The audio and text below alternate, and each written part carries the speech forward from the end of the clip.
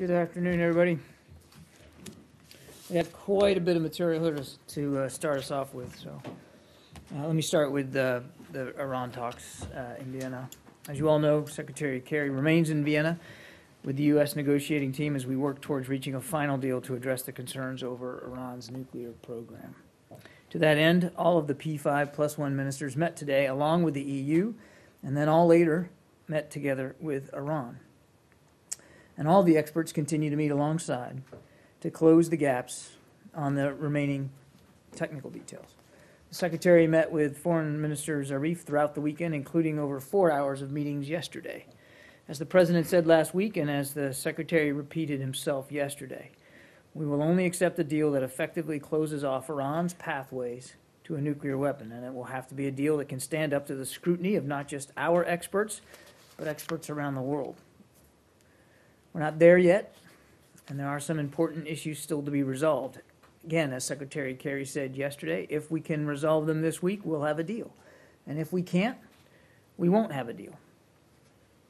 And we'll be doing that work to resolve the remaining issues inside the negotiating room privately and quietly, and not negotiating in public. So I'm not going to have much more to say on these ongoing negotiations, nor will I have any comments on the variety of things that have been reported in the press about the talks.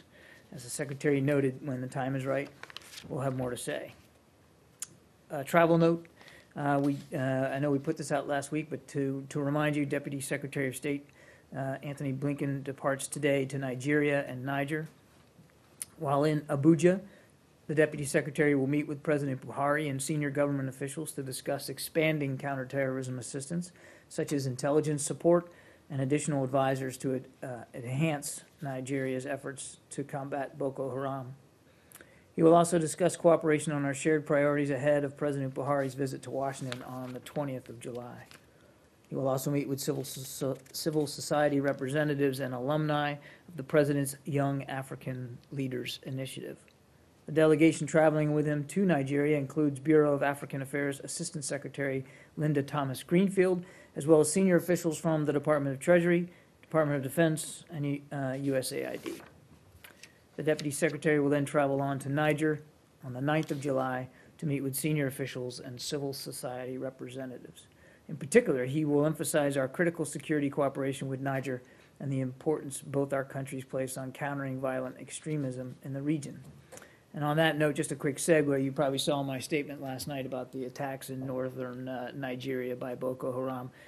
We have learned since I put that statement out that the death toll has risen now to about 200.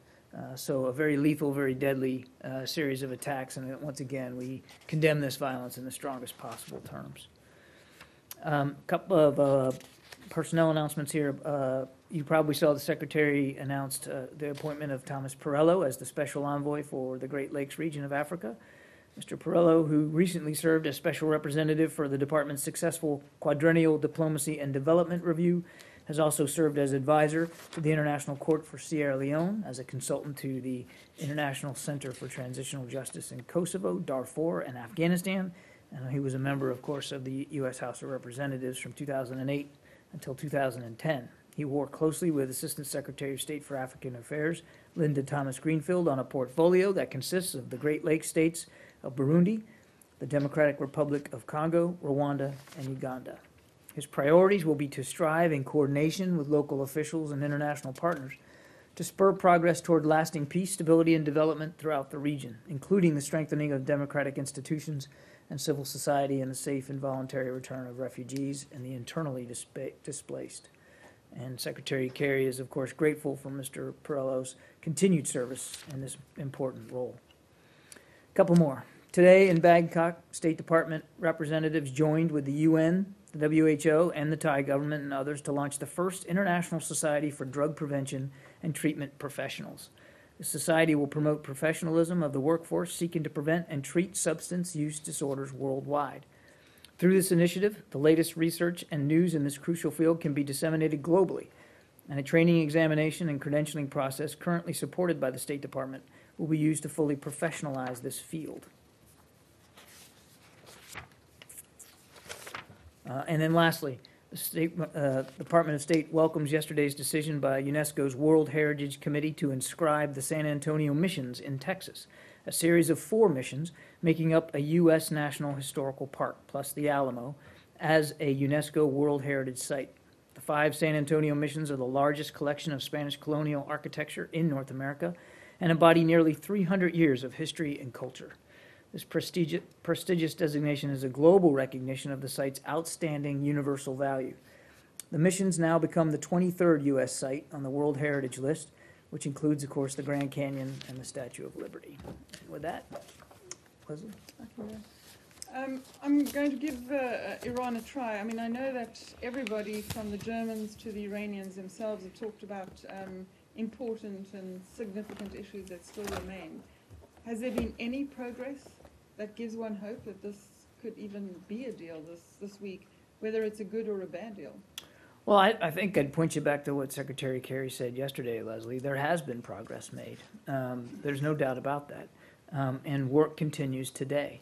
But there still remain disagreements and still differences over some particular factors that have precluded thus far reaching a deal. So the work continues in earnest. I mean, just today, not insignificant that you saw all the ministers meeting together. And that's not insignificant at all. So I mean, everybody is still, I think, rowing on the oars here to try to get a deal done. But it's got to be the right deal. It's got to be a good deal. It's got to meet our national security interests and those of our partners, or there won't be one. And again, I think Secretary Kerry was extraordinarily pragmatic yesterday, the way he couched it.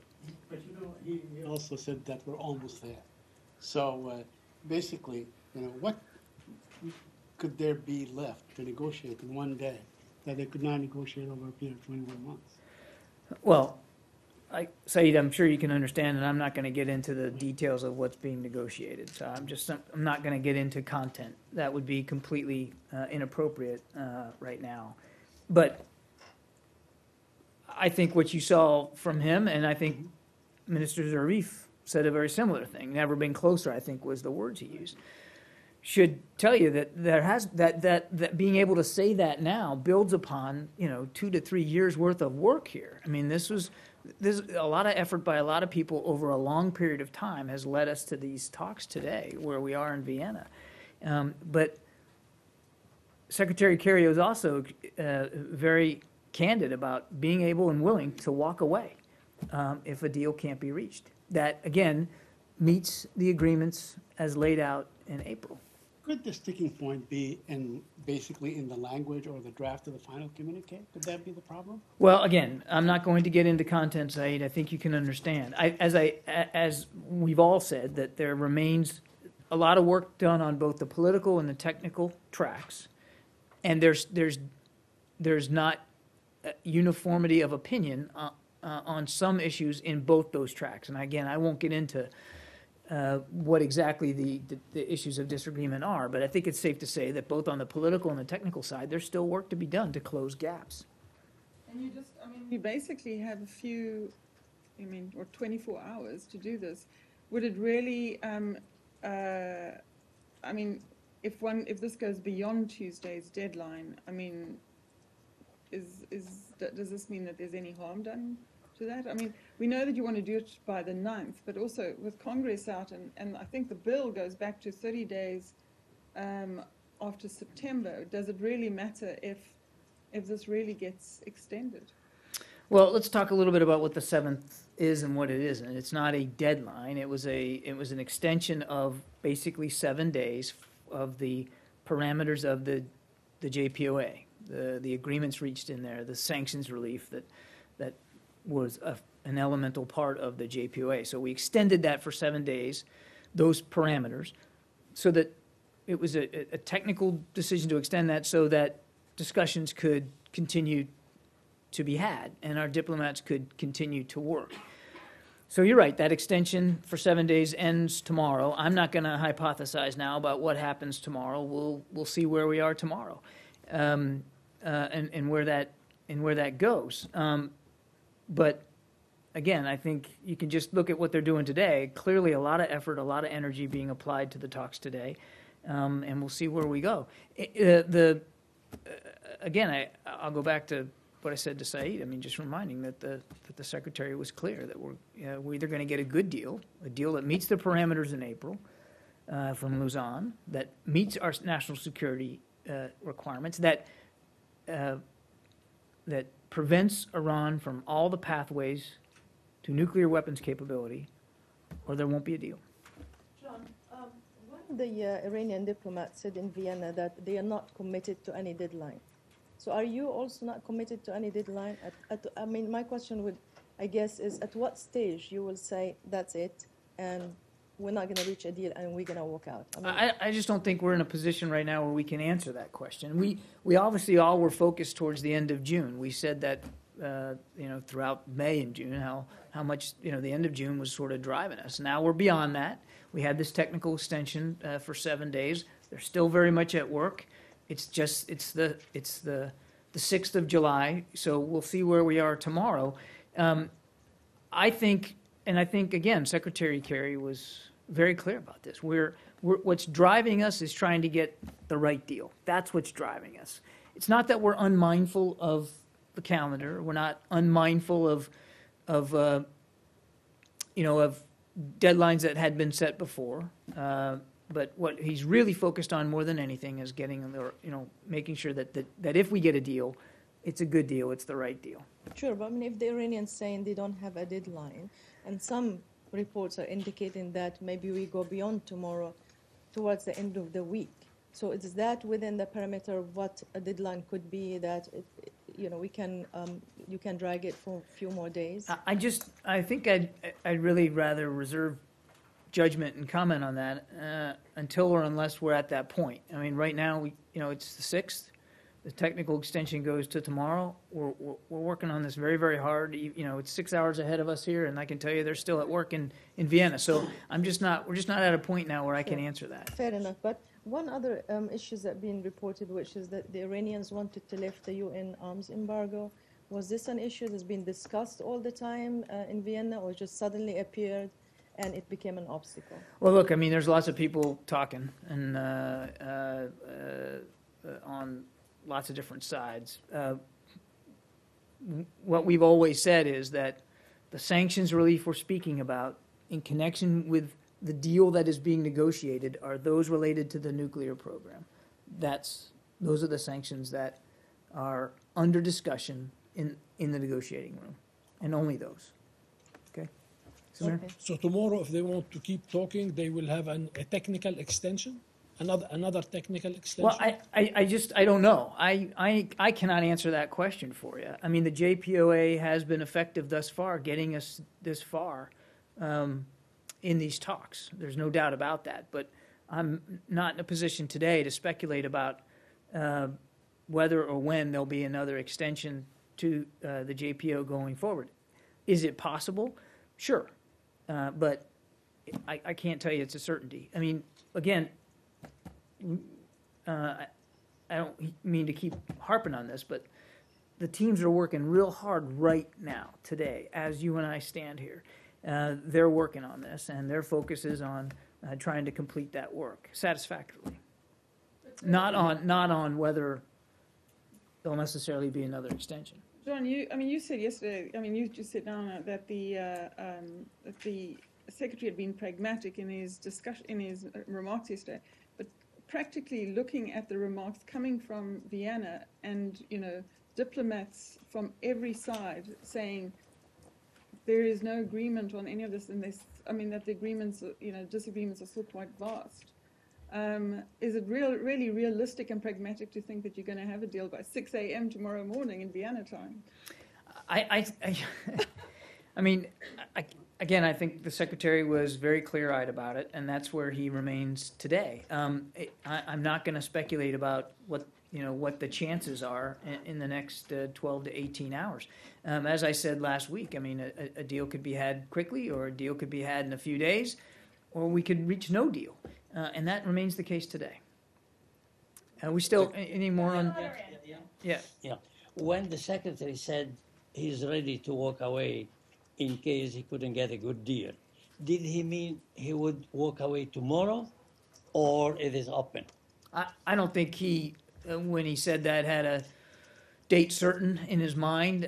He's more talking a qualitative decision there, that if a deal cannot be reached, again, that meets all the parameters agreed to in April, and accomplishes all the things I said just a few minutes ago, then he'll walk away. He's always had that attitude, that he would be willing to walk away if we can't achieve a good deal. But I don't think he put, and he didn't mean to put, certainly he didn't indicate, what time frame that would be.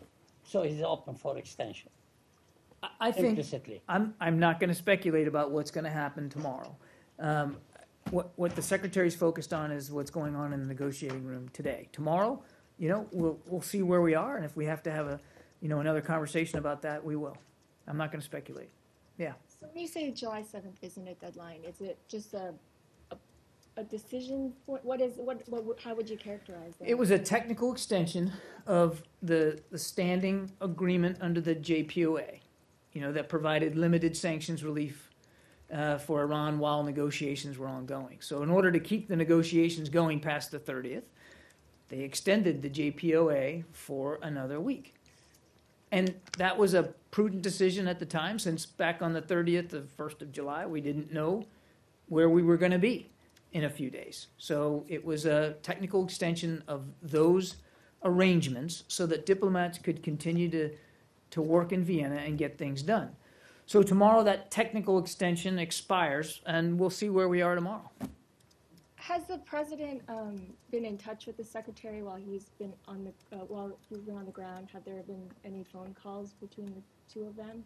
I know that I certainly know that the secretary has talked to Susan Rice several times since being out there, and the secretary, has stayed in touch with other national leaders. Obviously, Secretary Menez is out there. I don't have any calls with the president to read out. Can you talk about, offer some insight into how the talks have been structured? Are they in breakout groups? Are they issue by issue? Can you just offer us a little window into the talks? I'm not there, so I'm not, and we can certainly, try to get you more context here, but there's several levels of meetings. You have technical experts who are meeting on various technical elements of the deal. And then you have the political leaders who meet. Sometimes they meet bilaterally. You've seen us. We're being very open about the meetings that the secretary has been having. And then again today, all the ministers met. So there's political meetings, there's technical meetings, and they happen at various levels and with various members attending. But I don't have the framework every day of who's meeting in what room and when. And then one last question. Has there been a side deal with Iran to lift sanctions on Buhari Syed Tahir, who was part of the AQCon network? And if so, at whose initiative? I have not heard anything about that at all. And look, on side deals, let me just make it clear that what's going on in Vienna is about a nuclear deal. And that's all. Now, on the sidelines of those discussions, we certainly do, every opportunity we can, bring up the case of the 3 Americans that are being detained in Iran, as well as the case of Mr. Levinson. But I'm not aware of any side deal that's being struck. In fact, I know there's no side deal being struck here as it relates to these nuclear negotiations. Does that make sense? So I don't have anything on this individual, but I want to disabuse you of the notion that there are other side deals on other issues being constructed or discussed in Vienna. The focus in Vienna is on the nuclear deal. But if Treasury, I guess not on the side, but if Treasury lifts sanctions relating to Iran, that's not part of the. You're just saying the only sanctions that are in play are those related to Iran's nuclear program. I just wanted to very quickly follow up. Has the secretary spoken to the Israeli prime minister? Because he had some really harsh words about the deal yesterday. I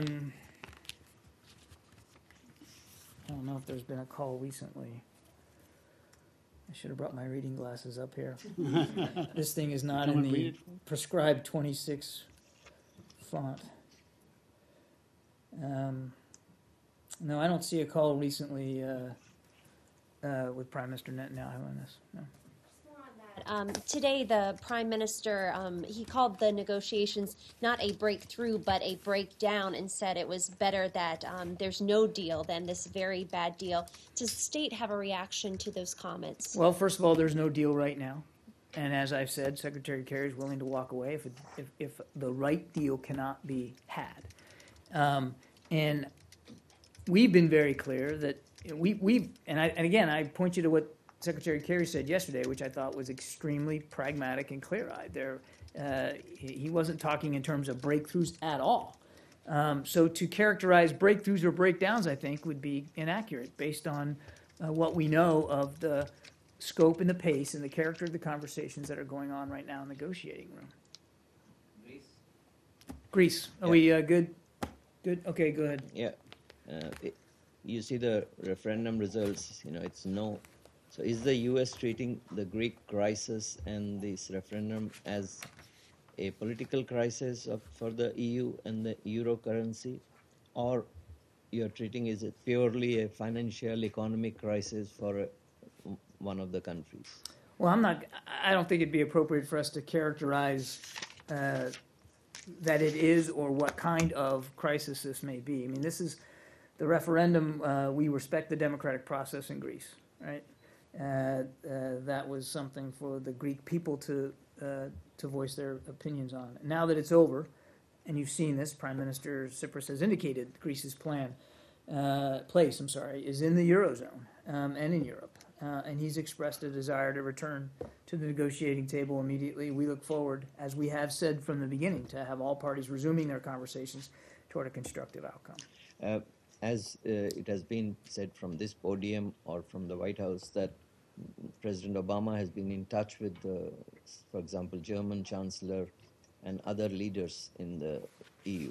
Yeah. Have you been in touch with any of the representatives of these EU institutions or international financial institutions, like any readout, anything that is going on, like what is the U.S. doing about this? Well, Secretary Liu and senior Treasury officials, as well as the White House, continue to stay in close touch with a broad array of counterparts on the situation in Greece, including officials from Greece, the European Union, and the IMF. So, of course, the State Department is a party to some of those discussions, but this is predominantly being appropriately led by Secretary Liu and the Treasury Department. Can I have a follow-up on that? Sure. Does the U.S., and we've asked it before, what does the U.S. see as the geopolitical implications of this? It really is a big issue. I mean, Greece has played a major role not only in the Mediterranean but also in the Balkans, and it stands in an interesting. Its location is interesting in a region that is increasingly. You've got, I don't even have to go through Russia and everything. Does the U.S. have some concerns about this, and what kind of diplomatic efforts can the U.S. take, notwithstanding commenting on what's going on in the economic prospect, but what other kinds of efforts can the U.S. take to ensure that this doesn't get out of control? Well, I think, Leslie, first of all, I think you may have answered your own question. The focus right now is on the financial situation in Greece, and as I said, Secretary Liu is leading the U.S. government response in terms of not response but coordination. And I won't speak for him or the Treasury Department, but yes, clearly we're monitoring this closely. We're all watching developments, and what Secretary Kerry wants to see is that a path forward is found, a constructive path forward is found that will permit Greece to follow on the reforms that it needs and to restore a rate of growth and to achieve a level of debt sustainability. That's really what the focus is on now. We're certainly mindful of Greece's place in Europe geopolitically, but and nobody's ignoring that. But again, the focus right now is on making sure that all the parties in this discussion find a constructive way forward. That's really the best resolution to a more stable future for Greece and for Europe. Well, the US is basically, some critics have called it a helpless bystander because this is a European issue. But where it's not a European issue is in the IMF, in these institutions that can actually come forward and help Greece. What is the US said to the IMF about helping Greece? Well, I would refer you to the Treasury Department and Secretary Liu for any discussions of that nature, and I'm certainly not confirming that there have been specific discussions between the Treasury Department and the IMF, but this is again predominantly being coordinated through Secretary Liu and the Treasury Department. Just another quick follow up on that. If we go back in history, like when West Germany, we supported West Germany and brought it, after the World War and all that, and then over the years we have been.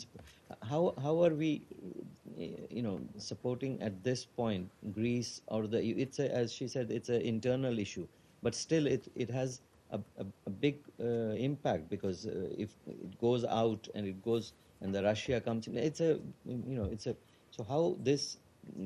The State Department is looking at it from the diplomatic angle. What is there? Anybody making any phone calls on a diplomatic level? Any readout? Anything we can have? I don't have any readouts for you. As I said in my answer to you previously, certainly the State Department officials are a part of the discussions that are going on, but under Secretary Liu's coordination, and that this is predominantly, we're watching it closely, but it's predominantly an issue for Greece's creditors and Greece and the Greek government to work out. And as I was very clear about what we'd like to see, which is reforms, a rate of growth restored, and debt sustainability.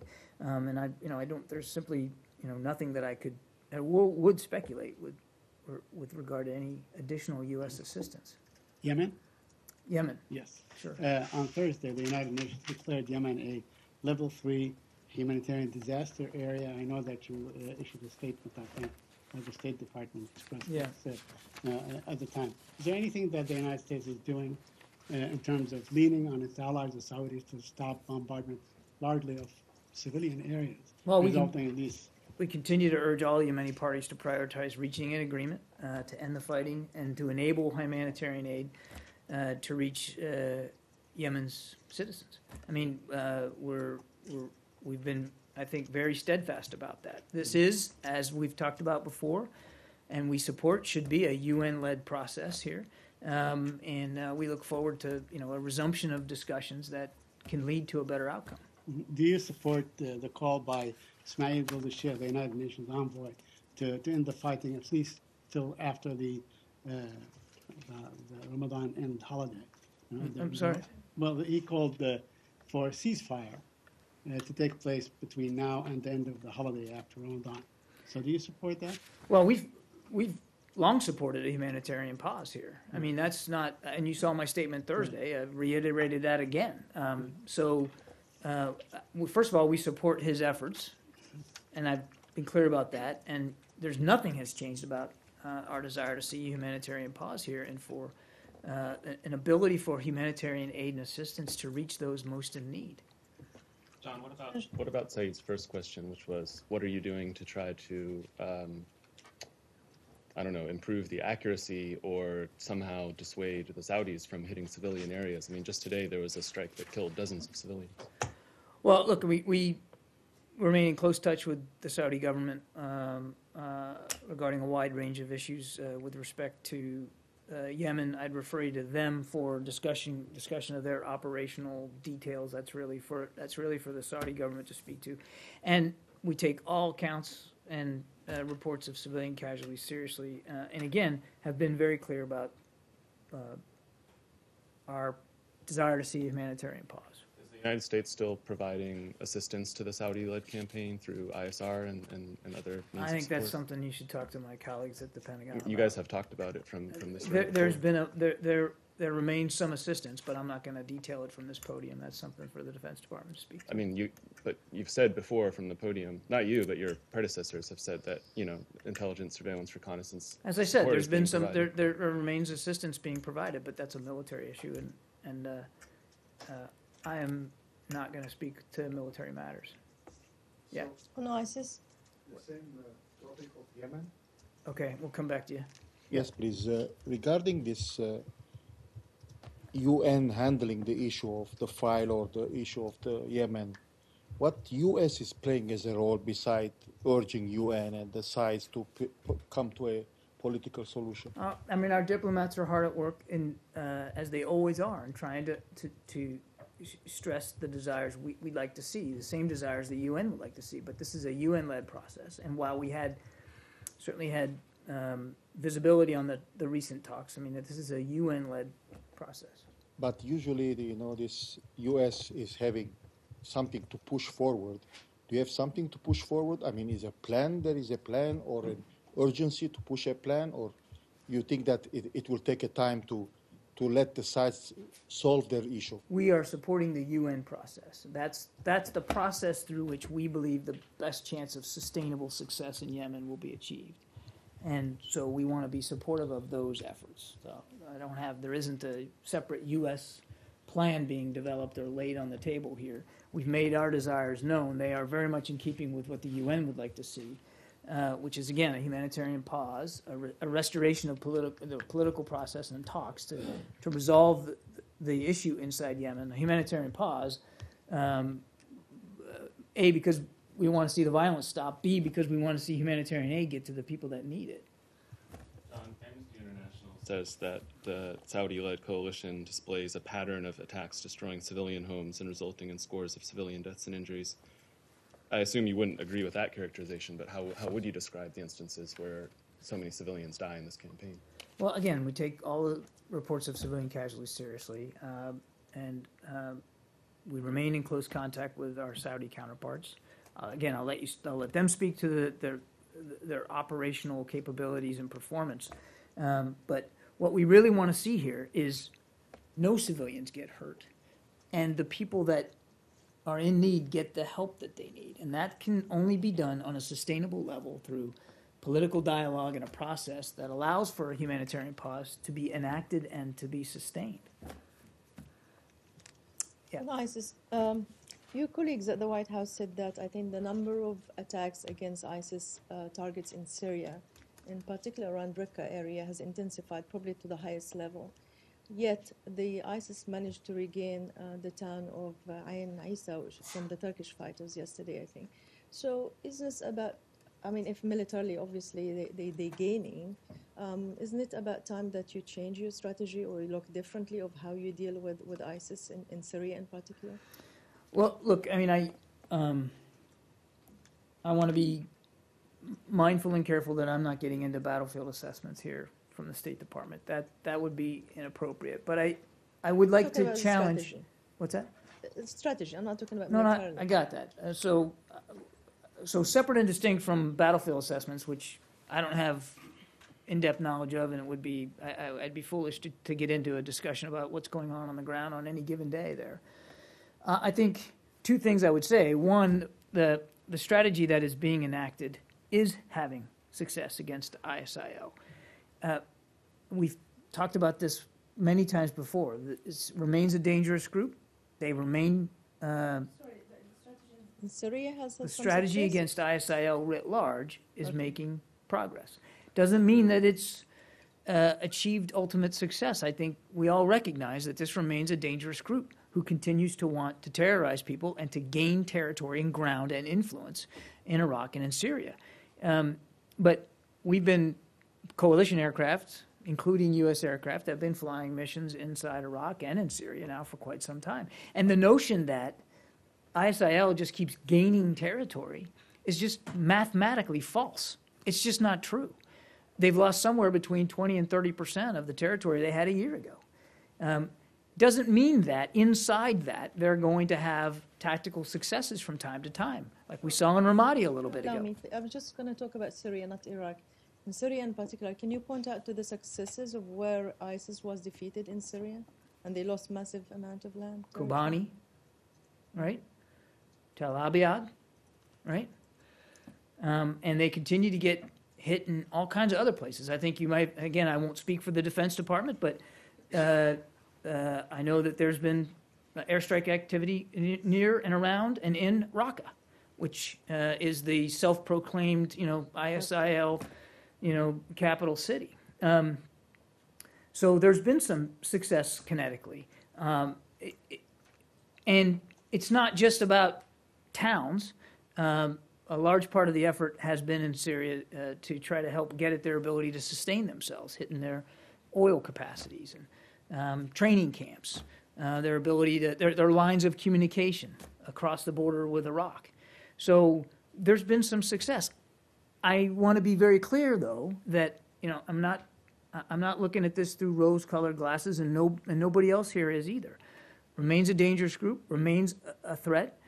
There's a lot of energy being applied to this that's not military, that doesn't grab the headlines, but it's still going on. So everybody's mindful of the work that remains to be done. And I think you've seen that the president will be going over to the Pentagon later today to speak to military commanders about the strategy, the execution of it, and I'll let them characterize it after the fact. John, on the train and equip program, there are really conflicting reports. Some say that you guys have trained maybe in the hundreds, and some say in thousands. Could you set us straight Which on training this? equip program are we talking about? In the moderate Syrian opposition. Yeah, again, that is a DoD program, Said, and I really want to refer to the Pentagon to speak to that particular program. It would be wrong for me to do that. On a related issue, has there been any conversation between you and the Turks on the topics of a buffer zone or a safe haven or no-fly zone I don't since have last week? I don't have anything to add since last week. No. Yes, please. Confronting ISIL or Daesh, I'm staying away from DoD programs and the assessment of military ground and all these things.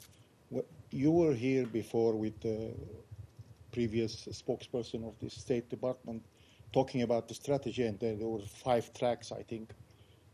What are about the rest of the tracks, not the military? Whether it's relating, I'm trying to ask this question because it's related to the 1 year after the Mosul. Right. So IS is established or Right. it's working or whatever. You are considering it's defeating, or they are saying that they are gaining more ground. Right. Or- So we've talked about. I'm trying to say the question is about the other 4 tracks, which was like flow of the money, flow of the people, and the weapons. Beside that, the possibility of talking to them or their message to be reached to the others or not. Are they recruiting more people? It seems so. I don't know. I mean, this department has to have a better idea than me to answer this question, right? Look, you're right. There are other lines of effort here aside from militarily putting pressure on them. And General Allen and Brett McGurk are obviously working this very hard here for the State Department. But without going into a TikTok on everything we've done, we have put pressure on their finances. That's why the military was hitting oil refineries and crude oil collection points less than a year ago. So there is, and by squeezing them territorially, you're also helping put a lot of pressure on their ability to finance themselves. Because one of the ways, frankly, one of the biggest ways they earn money is extortion and theft, and they get that from literally robbing banks and extorting it out of leaders and individuals. And so the more pressure you put them on geographically, the less opportunity they have for that. Doesn't mean that is a solved problem. We have not come to closure on any of these. You mentioned foreign fighters. That's another element, another line of effort. More than 30 nations now have put in place administrative or legal programs to try to limit the flow of foreign fighters. The United States obviously has been very much a leader in this regard and focusing on this. Doesn't mean that it's not still a threat. But there is work being done on the communication side, which is another line of effort. You heard Secretary Kerry a few weeks ago say that that's one that we know we have a lot more work to do in terms of countering their propaganda and their agility inside social media. So yeah, I could go on, and I don't want to do that. There's a lot of work being applied on all the other lines of effort. They don't get the headlines because things aren't blowing up in those lines of effort, but it doesn't mean that the work isn't continuing. Just trying to follow up this too. Regarding the communication, for example, a lot of people on the Hill, they are asking for blocking, for example, Twitter or Facebook accounts of those people. Are this, as a principle, it's accepted or is regarded as an option or not? I don't know who's saying that. Some people, I mean, it's like, Well, I mean, lots of it people was have raised. I lots don't have the names in my mind now. Yeah, no, but they were one of the proposed ideas on their comments of different things. Without getting into Who is doing what? cyber tactics, which may or may not be considered. I mean, we understand that they have an agility in social media, and we're trying to help get at that. And it's a coalition effort. It can't just be the United States doing this, and it's not. But I also think you need to keep, we need to keep their propaganda success, if you want to call it that, in some perspective. I mean, where they're being successful, and this gets to your question about recruiting, is in helping recruit and attract a certain segment of the Muslim population to join their effort. They certainly aren't having some widespread success in social media across the world. I mean, they're not, their footprint isn't that big and that pervasive out there. It's big enough to attract the people that they want to get in, or at least some of the people they want to get in. So we need to keep it in perspective. Yes, they're nimble, and they've proven to be more modern and more capable, but certainly not invincible inside social media, and we're working at that problem very, very hard. Yeah, go ahead.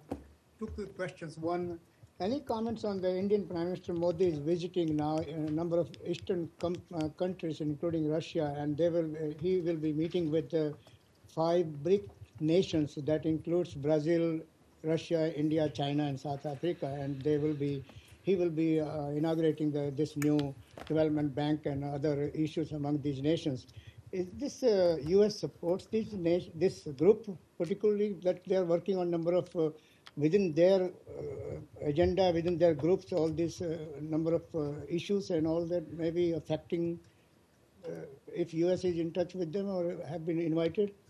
I'm aware of their attendance. We certainly know about that, but that's really that's a decision that the Prime Minister has to make for himself, and certainly we respect his decision, and it's just not for us to have a comment on. The reason I was asking because before his visit to these countries, number of Indian high-level visits took place here in Washington, including the finance minister, foreign minister, and Right. Also urban development minister, and among others. Have they, I'm sure they must have met somebody here at the state and other trade and commerce ministers, among others. Have they discussed about this, what's going on there? I don't know that the decision to attend this conference was a topic of discussion here, and even if it was, I'm sure it wasn't a substantive discussion, because these are national decisions that leaders have to make about whether they're going to attend these kinds of conferences. So I couldn't tell you that it was specifically discussed. And if I may, one more quickly, going back to on Iran. Many people are asking, the memories of 1979 are still there. How much can you trust Iran? Because they had signed all the agreements, Vienna Convention, Geneva Convention, international conventions and all that, and still they broke the international laws by, I don't have to go back, the U.S. diplomats and others. How much can you trust them today? If they sign something tomorrow, whatever the outcome will be there. Well, Goy, we've talked about this as well. I mean, this deal is not about trust. It's about verification. And, I mean, if it was all about trust, there'd be no need to sit down and to hammer out a very complicated deal. So we're going into this, I think everybody, not just the United States, everybody's going into this with eyes wide open. And as we've talked about before, as agreed in April in Luzon, there has to be, IAEA inspectors have to be given the access they need to do the proper verifications, or there won't be a deal. It's not about trust. Yeah. Relating the negotiations with the Turks on this buffer zone issue, John. Last week when Mark was asked this question, he said that there is no any ground truth about this Turkish unilateral military intervention in Syria. Is this still the case for you after 1 week negotiations with the Ankara government? Well, first of all, you're taking Mark's word? Is that what we're... I'm kidding. No, I mean, we talked about this a lot last week. Almost every day we talked about this. We are in constant discussions with Turkish leaders about the situation against ISIL and across the border. And certainly, they've made their concerns well known. And these are discussions that continue with them. But I don't have, just like I didn't have last week, I don't have anything today with respect to announcing, any change in coalition policy with respect to a buffer zone. Yeah, you said that there's no need for a U.S. military and I coalition said that perspective, but from a military perspective, Yeah. military leaders did not see a need for it at this time. But my question is, after this high-level contacts with the Ankara government on this issue over the last weekend, do you still a possibility for a Turkish unilateral intervention in Syria? You'd have to talk to the Turkish government about that. And No, I in have terms seen, of the ground truths that you are watching. I mean, also you are. I've seen nothing that would indicate that. But you're asking me to speak for decisions that another sovereign government might or might not make, and I won't do that. I've seen nothing that would cause me to believe that is impending. But again, you have to talk to Ankara. Can you please share with us the levels of these contacts that you mentioned? I think the levels have been a very high level. They've been at a working level, and they continue. I mean, The Turkey is details will be very helpful. Yeah. What's that? What high level? For example, according to my sources, the Vice President Biden made a phone call with President Erdogan, but there wasn't any readout from White House. I mean, it's one very unusual thing. I don't know why, but I can't speak to that. I mean, I don't have any knowledge of the Vice President's phone conversations. I'd refer you to the White House about that. But look, getting out of the day-to-day who called whom and what was said, Turkey's a NATO ally and an important partner in this particular fight. They have agreed to host a training and equip program inside Turkey. They are dealing with millions of refugees across that border. They have border concerns of their own in terms of the flow of foreign fighters. There's a lot for us to talk to Turkey about, a lot, with respect to the fight against ISIL, and we continue to have those discussions at all various levels. I don't know how many times our leaders have gone to Ankara, and they will continue to go to Ankara. And these are discussions that we will continue to have with them at all various levels, because this is a very dynamic, fluid, changing security environment. And last one, John. So this kind of unilateral Turkish intervention, military intervention in Syria, would be a concern for U.S. government? I'm not going to comment on a hypothetical or a situation that hasn't happened. What we want, and I think is important for everybody to remember, is that the coalition is focused on the mission at hand, which is degrading and destroying ISIL and their capabilities. Turkey's a part of that coalition. Yes, there are other concerns that Turkey has, and we continue to talk to them about it, but the focus of the coalition is anti-ISIL, counter-ISIL, and that's what we're doing. But the relationship between U.S. government and Kurdish forces seems is a concern for the Turkish government, because always there are A good defense relationship with Turkey is a concern for us too. But But no, there are some reports blaming U.S. to create some kind of corridor at the Turkish-Syrian border, and this is all the way coming from the government sources. It seems that the Turkish government has some concerns regarding this military partnership between U.S. and Kurdish forces on the ground. And you gave, for example, 2 cities as an example as a success in Syria, Kobani and Tel Abyad. Those are 2 Kurdish cities, and it was a success because of the military cooperation between U.S. and Kurds. So while this difference between Ankara and Washington continues, how would you find a common ground to pursue this fight against ISIL? I think the differences that you're getting from government sources, in our view, is being a little overplayed, if I might suggest. It doesn't mean, look, you can be the best of friends with another country, and it doesn't mean that you're not going to have differences of opinion about something as complex as a campaign against a group like ISIL. Not everybody's going to agree on everything, and everybody in the coalition brings to the fight what they can for as long as they can. These are national decisions. That's why it's a coalition of the willing, not of the ordered. And so we're going to continue to discuss concerns that Turkey has. We understand those concerns. But this idea that there's these huge rifts, I think, frankly, is being overplayed. Do we agree on everything? No. But look at execution. Turkey has, again, agreed to host a train and equip site inside Turkey. And they are lifting enormous weight to try to take care of millions of refugees from Syria inside their border. They have a significant humanitarian assistance mission here that they're conducting, and they're doing it nobly and ably, and we thank them for that. But are we going to agree on every little aspect of it? Probably not. That doesn't mean that doesn't mean that there's a problem, a huge strategic problem in the coalition necessarily that needs to be solved. It means that we're going to continue to work with them because they're an ally and a partner toward a common end. Does that answer your question? Yeah, but the 2 points that you gave an example for a cooperation, the training and equipment program and the refugees. This is, again, there are serious concerns from Ankara on these issues.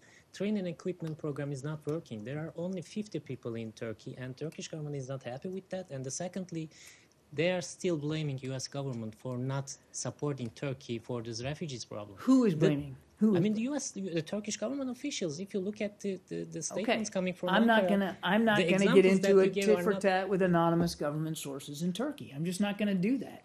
Look, an important ally and partner, and we're going to continue to work with them on a common goal here, which is countering ISIL. Those 2 things that you said I just mentioned, they're not insignificant 2 things. Maybe the numbers of moderate opposition isn't what we'd like it to be. I think we've been pretty open and honest about that there remains challenges in trying to put into the field and into the training system and then into the field moderate opposition. I think we all recognize that there's a lot of work left to do to get that program to where we want it to be. The Defense Department, I think, has been very honest about that. But the efforts by Kurdish fighters against ISIL in Kobani and Tel Abyad was noteworthy, and it would be wrong for us not to note the success that they were able to have with coalition air support, to be sure. But it was successful, and it did put pressure on ISIL, particularly in Tel Abyad. It helped cut off a major line of communication for ISIL along that border, and again, coalition aircraft help contribute to that success. That's what, back to the question here, and we've said this from the very get-go, that a lot of the effort inside Syria is about getting at this group's ability to sustain itself and to maintain its viability. It operates predominantly in Iraq. It sustains itself predominantly inside Syria. Now, there's obviously a little mix there, but that's kind of how you have to think about it. And we continue to apply pressure. The coalition continues to apply pressure inside Syria, and I would expect that you're going to continue to see that. John, could I ask you about your statement last week on the boycott? You issued a statement on the, telling the Israelis that you basically will not defend against the boycott of products from the settlement. Now, the day before the president signed into law the trade bill, which actually has a clause on that, how do you reconcile the practical aspect of your statement that you will not defend against the law? Well, obviously, ignoring the law is not an option, okay? But the law, the language in the legislation notwithstanding, Saeed, nothing has changed about our policy that A, we don't support boycotts against the state of Israel, and B, that we don't recognize settlements beyond the 1967 line. That you will not do anything to sort of protect against boycotting products from the settlement by any group or university or company or anything like that. Well, I'm not going to get into hypotheticals, but nothing's changed about our policies with respect to I'm settlements. trying to understand the practical aspect of your I know you statement, are. which came out very clear. Yeah, no, I know. Look, I'm not going to get into hypotheticals about execution of the legislation. We don't support boycotts against the state of Israel. And again, our position on settlements hasn't changed. I got time for just a couple more. John, have you heard about the Iraqi pilot accidentally bombed one of the Baghdad neighborhood? I don't know if you heard of that, but Mike, this is not the question, but the question is about the F-16 jets, that there were communication between U.S. and Iraq that to be shipped to Iraq in last month or this month maybe. But there are also the problem, maybe communication is not a problem between U.S. and Baghdad to be positioned in Jordan, not in Iraq. Do you have anything on that? No, I don't. What about any update about Baghdad and Erbil deal? That there are reports that Baghdad and Erbil, what? The deal, the oil deal, that it's not working. Do you have any updates that you have your people on the ground? Look, I don't have any comments specifically about discussions inside the Iraqi government about this. So we've long made clear that what we'd like to see is an oil revenue sharing system that's good for all Iraqis. But I don't have anything beyond that to speak to specifically. Okay, thanks everybody.